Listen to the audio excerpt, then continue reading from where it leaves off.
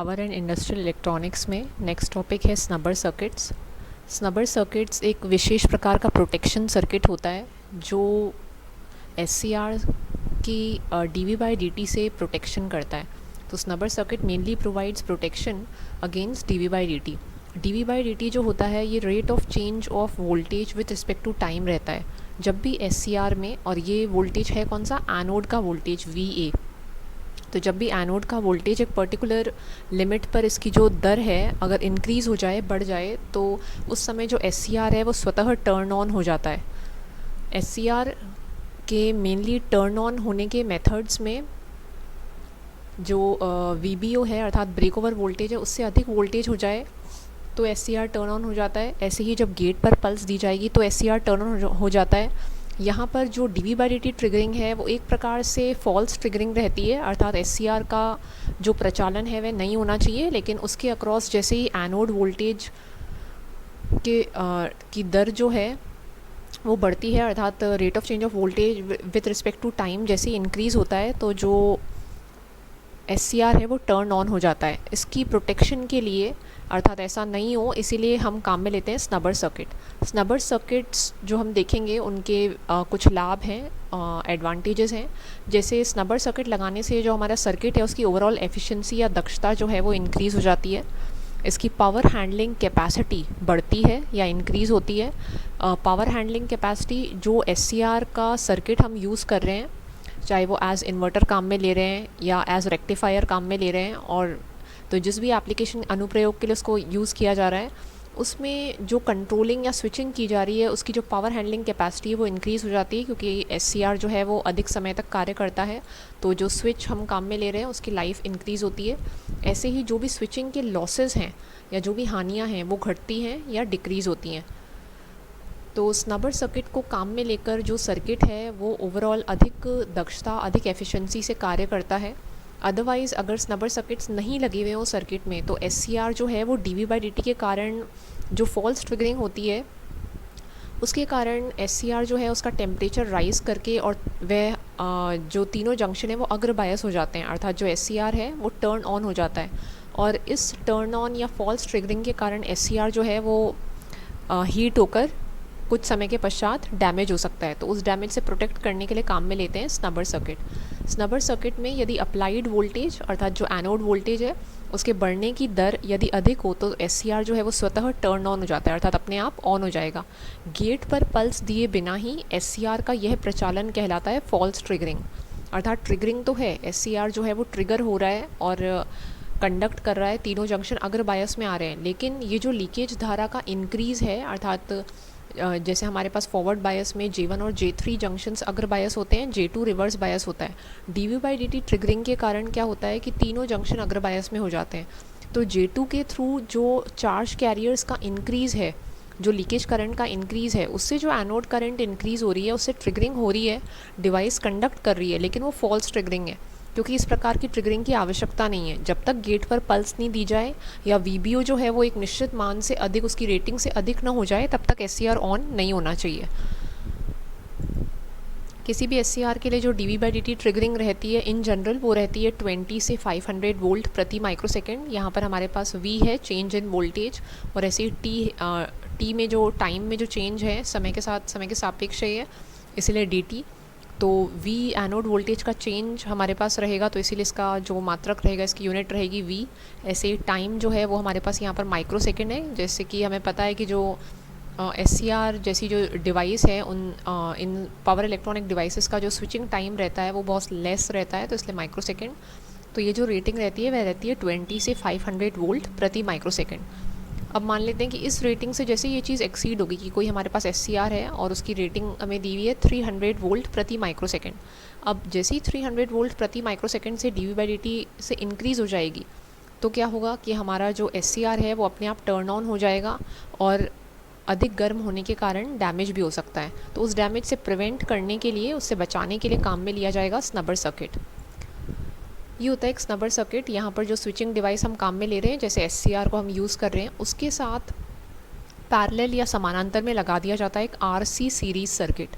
ये जो आर और सी का अर्थात प्रतिरोध और संधारित्र का सीरीज़ कॉम्बिनेशन या श्रेणी क्रम का कॉम्बिनेशन होता है, इसी को कहा जाता है स्नबर सर्किट। इस स्नबर सर्किट को अगर हम प्रैक्टिकली देखें किसी सर्किट में तो कुछ इस प्रकार का लगा हुआ होता है। जैसे हमारे पास ये एसी लोड है, जो भी मोटर या ड्राइव हम यूज़ कर रहे हैं।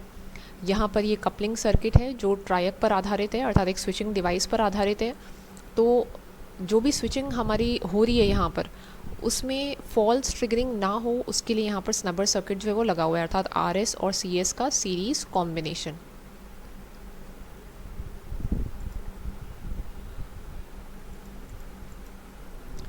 इसके बाद इस स्नबर सर्किट का महत्व, स्नबर सर्किट स्विचिंग के समय जितना भी इलेक्ट्रिकल स्ट्रेस रहता है उसको रिड्यूस करता है, अर्थात जो भी इंक्रीज़ हो रहा है वोल्टेज में उसके कारण सर्किट पे जो भी प्रभाव पड़ रहा है उसको रिड्यूस करेगा, डिक्रीज़ करेगा। dV/dt रेटिंग को इलेक्ट्रिकल रेटिंग ऑफ डिवाइस के अनुसार रखता है कि जो भी मैक्सिमम डिवाइस की स्पेसिफाइड रेटिंग है उसके अनुसार dV/dt रेटिंग को रखता है। ये जो dV/dt है ये rate of change of voltage है, अर्थात change of voltage with respect to time. ये है हमारे पास एनोड वोल्टेज का चेंज और ये हमारे पास समय का चेंज। तो स्नबर सर्किट संधारित्र C ऐसे ही प्रतिरोध R का एक श्रेणी सर्किट होता है जो SCR के गलत प्रचालन या फॉल्स ट्रिगरिंग को रोकता है। अनवांटेड जितनी भी dV/dt ट्रिगरिंग है उसको रोकने का कार्य होता है एक स्नबर सर्किट का। तो एक प्रकार का प्रोटेक्शन सर्किट है। ये हमारे पास लगा हुआ है सर्किट में SCR, इसके साथ पैरेलल में लग जाएगा ये सीरीज़ का RC सर्किट। ये RC सर्किट है हमारे पास स्नबर सर्किट। अब स्नबर सर्किट में जो R और C की वैल्यूज़ हैं उनका मान इस प्रकार से रखा जाता है कि जितनी भी डैम्पिंग कंडीशन है उससे उच्च वोल्टेज स्पाइक जो है वो उत्पन्न ना हो। यहाँ पे जो हमारे पास डैम्पिंग कंडीशन रहती है, क्योंकि यहाँ पर सर्किट में रेजिस्टेंस लगा हुआ है तो उस प्रतिरोध के कारण जो आउटपुट हमें मिलता है उसमें कुछ ना कुछ रेजिस्टिव चेंज रहता है। तो उस परिवर्तन को, उस रेजिस्टेंस के कारण जो भी परिवर्तन है उसको कम करने के लिए R और C की वैल्यूज़ जो है वो सेट की जाती हैं। इसमें जो डैम्पिंग कोफिशिएंट होता है जिसको जीटा से डिनोट करते हैं, उसकी वैल्यू इस प्रकार से रखी जाती है कि जो हमारा सर्किट है वो क्रिटिकल डैम्पिंग पर कार्य करे। ये होता है स्नबर सर्किट अक्रॉस SCR कि अगर हमारे पास SCR लगा हुआ है, इसके साथ पैरेलल या समानांतर में हमने ये सीरीज़ सर्किट जोड़ दिया। ये सीरीज़ सर्किट क्या है, हमारे पास RS और CS का कॉम्बिनेशन, प्रतिरोध R और ऐसे ही C कैपेसिटर का कॉम्बिनेशन। ये है VS जो सप्लाई वोल्टेज है, ये है स्विच S लगा हुआ जिसकी ऑन और ऑफ दो स्टेट्स होंगी, और ये है हमारे पास लोड। अब इसमें इस सर्किट की क्या वर्किंग रहती है कि जब SCR को गेट पल्स के द्वारा फायर किए जाने से पूर्व, अर्थात SCR अभी ऑफ स्थिति में है, उस समय जब ये स्विच, अच्छा सबसे पहले तो ये स्विच जो है अगर ऑफ स्टेट में रहेगा, अर्थात स्विच जो है वो कनेक्टेड नहीं है, तो ये सप्लाई यहाँ अप्लाई नहीं होगी वोल्टेज, इसीलिए ये सर्किट जो है वो ऑफ रहेगा। जैसे ही स्विच S कनेक्टेड है, अर्थात स्विच S ऑन हो गया, तो ये जो वोल्टेज है यहाँ पर अप्लाई होगा। अभी अगर थायरिस्टर के साथ ये सर्किट नहीं लगा हुआ है, अभी अगर थायरिस्टर के साथ मान लेते हैं RS/CS नहीं लगा हुआ है, तो ये पूरा का पूरा वोल्टेज इस SCR के अक्रॉस आएगा।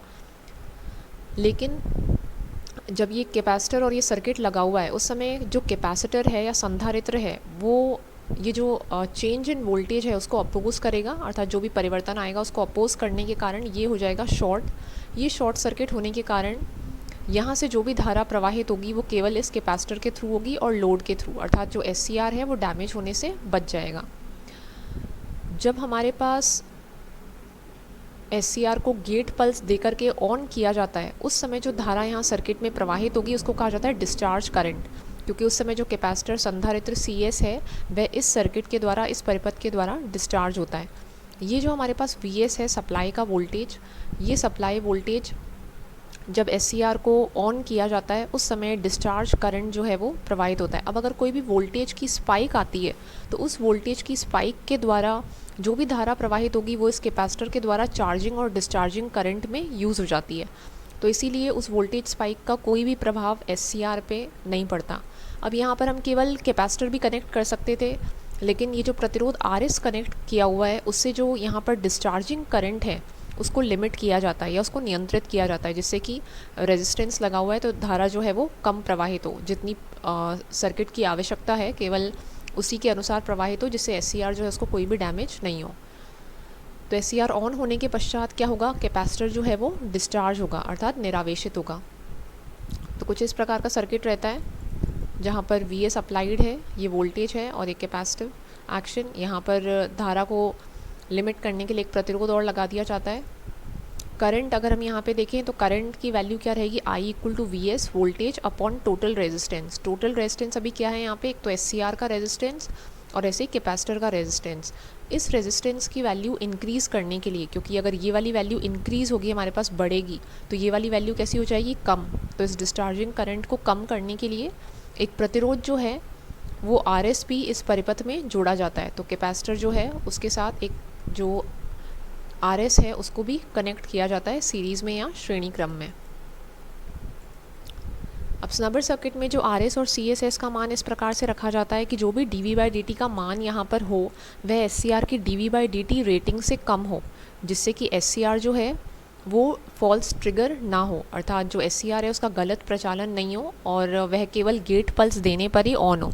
जो भी एनोड वोल्टेज का टाइम के साथ या समय के सापेक्ष चेंज रहेगा, जिससे तीनों जंक्शन अग्र बायस हो रहे हैं और डिवाइस में एनोड धारा जो है वो बढ़ती जा रही है, उसके कारण एस सी आर जो है उसके गर्म होने की संभावना और उसके तापमान के कारण डैमेज होने की संभावना, अधिक तापमान के कारण वो बनी रहेगी। इसीलिए आर एस और सी एस के द्वारा ये प्रोटेक्शन किया जाता है। तो अगर हम इसमें देखें कि मान लेते हैं इस प्रकार का सर्किट लगा हुआ है और इस प्रकार के सर्किट में हमारे पास ये थायरिस्टर है एस सी आर, ये आर और सी लगा हुआ है, तो इस आर एल अर्थात यहाँ जो प्रतिरोध लगाया हुआ है लोड का, उसके साथ एक इंडक्टेंस भी जोड़ दिया जाता है, जिससे कि जो इसका D I by D T है, rate of change of current with respect to time, वह भी नियंत्रित हो सके। तो यहाँ पर अगर हम इसमें देखें तो अगर के वी एल काम में लें, कर्शॉफ का विभव नियम, तो यहाँ पर क्या लिखा जा सकता है कि R plus R L into I, क्योंकि कैपेसिटर हमारे पास शॉर्ट सर्किट रहेगा, plus L D I upon D T equal to V, अर्थात V equal to I into R plus R L plus L D I upon D T. L D I upon D T क्या है, inductor के across विभवपात या voltage drop.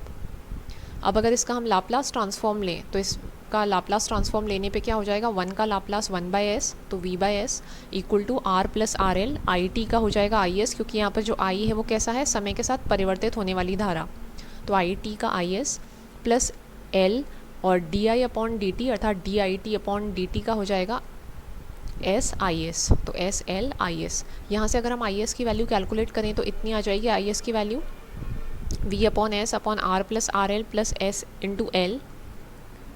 यहाँ से l अगर common ले तो ये डिवीजन में हो जाएगा इसके, तो ये हो जाएगा s plus R L upon L, और एक ये जो s है उसको हमने यहाँ नीचे डिनोमिनेटर में लिख दिया, और ये जो l यहाँ से कॉमन लिया उसको v बाय एल कर दिया।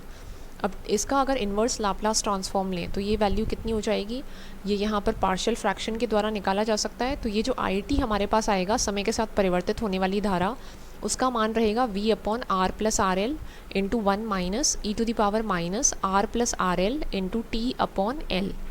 यहाँ से अगर हम D I upon D T निकालें अर्थात rate of change of current with respect to time, तो इसकी वैल्यू कितनी आ जाएगी, इसको डिफ्रेंशिएट करना पड़ेगा। इसका डिफ्रेंशिएशन हमारे पास क्या रहेगा, माइनस यहाँ ऑलरेडी है, यहाँ पर इसका किया तो ये माइनस यहाँ आ जाएगा, minus minus plus R L upon L into e to the power minus, ये पूरी टर्म का हो जाएगा e to the power minus ये term as it is equal to, अब यहाँ पर आर प्लस आर एल और आर प्लस आर एल ये कैंसिल, कितना रह जाता है हमारे पास v अपॉन एल और E to the power minus R plus R L into T by L.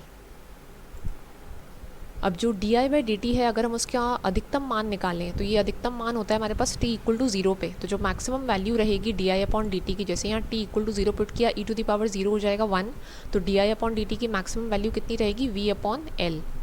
यहाँ से अगर l निकालें, जो इंडक्टर का मान है उसकी वैल्यू हो जाएगी v upon D I upon D T into max, D I upon D T की मैक्सिमम वैल्यू। अब यहाँ पर जो v है वो क्या था हमारे पास, ये जो वोल्टेज है, जो हमारे पास इनपुट वोल्टेज है। ऐसे ही वोल्टेज जो थायरिस्टर के अक्रॉस है वो होगा R into I, V equal to R into I. यहाँ से अगर D V by D T निकालें तो क्योंकि थायरिस्टर के अक्रॉस वोल्टेज कितना होगा, जितना इस प्रतिरोध के अक्रॉस है, पैरेलल सर्किट है, विभवपात समान होगा, तो D V by D T equal to R into D I upon D T. D V by D T की maximum value equal to R, तो कांस्टेंट है हमारे पास इसलिए एज इट इज़, और ये D I upon D T की maximum value, D I upon D T की मैक्सिमम वैल्यू कितनी निकाली हमने यहाँ से v अपॉन एल, ये v अपॉन एल हमने यहाँ पुट कर दिया, तो dv बाई dt की मैक्सिमम वैल्यू आ गई। यहाँ से अगर हम इस r की वैल्यू निकालें, अर्थात जो प्रतिरोध हम यहाँ कनेक्ट कर रहे हैं स्नबर सर्किट में, इसकी अगर हम वैल्यू निकालें तो इसकी वैल्यू कितनी आ जाएगी, r equal to L upon V into D V upon D T की मैक्सिमम वैल्यू।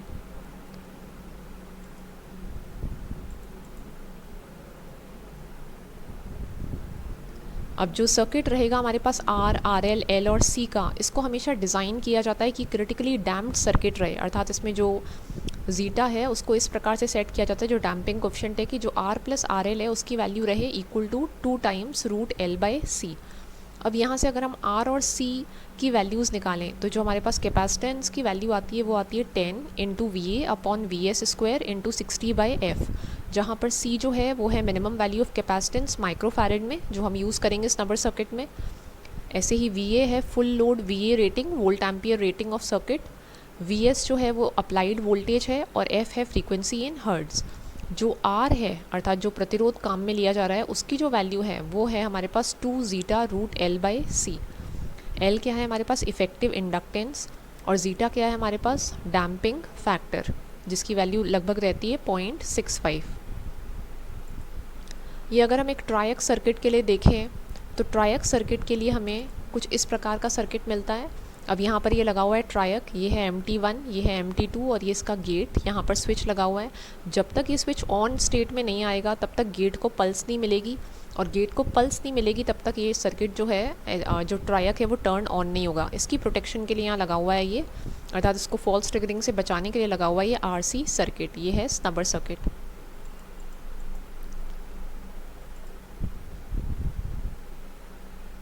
अब यहाँ पर जो कैपेसिटेंस है उसकी वैल्यू इतनी रहेगी, ये देख ली हमने, और R equal to 2 zeta root L by C. Zeta जो है वो क्या रहेगा हमारे पास, डैम्पिंग घटक या डैम्पिंग कोफिशिएंट। अब ये D I upon D T की मैक्सिमम वैल्यू हमने कैलकुलेट कर ली, V अपॉन एल, इसी को हम वी एम अपॉन एल भी कह सकते हैं अगर मैक्सिमम वैल्यू V की VM है तो। अब अगर हम इस पर आधारित एक न्यूमेरिकल देखें तो मान लेते हैं एक स्नबर सर्किट है, उस स्नबर सर्किट में हमारे पास जो पैरामीटर जो है वो ज्ञात करने हैं, अर्थात R और C की वैल्यू कैलकुलेट करनी है। एक इस सर्किट में क्या हो रहा है कि जो ब्रिज में प्रयुक्त SCR है उसका dV बाई dt से बचाव करना है। dV बाई dt की अधिकतम वैल्यू हमें दी हुई है 50 वोल्ट प्रति माइक्रोसेकेंड। इंडक्टेंस L की वैल्यू दी हुई है 0.2 मिली हेनरी। ऐसे ही जो वोल्टेज है इनपुट का उसकी वैल्यू हमें दी हुई है मैक्सिमम 400 वोल्ट, चरम मान अर्थात मैक्सिमम वैल्यू 400 वोल्ट। तो यहाँ पे C जो है कैपेसिटेंस, उसकी वैल्यू इस प्रकार से कैलकुलेट की जा सकती है। कैपेसिटेंस कैलकुलेट करने का एक ये भी सूत्र होता है 1/12 0.564 into EM upon dV by dt और इसका होल स्क्वायर। सारी वैल्यूज़ पुट करने पे कैपेसिटेंस की इतनी वैल्यू आ रही है हमारे पास। ऐसे ही जो प्रतिरोध R है वो हमारे पास होता है 2 ज़ीटा रूट एल बाई सी। अगर यहाँ पर हम 2 इंटू ज़ीटा की वैल्यू 0.65 और L और C की वैल्यू हमें यहाँ पर गिवन है L और यहाँ पर C जो है वो यहाँ से कैलकुलेट करके, तो ये वैल्यू हमारे पास कितनी आ जाती है 81.49 ओम। तो ये है स्नबर सर्किट का पूरा डिज़ाइन, जिसमें जो भी सर्किट हम काम में लेंगे, चाहे वो ट्रायक पे आधारित हो चाहे वो SCR पे आधारित हो, उस पावर इलेक्ट्रॉनिक सर्किट की फॉल्स ट्रिगरिंग को प्रिवेंट करने के लिए जो ये सीरीज़ का सर्किट है वो हेल्प करेगा।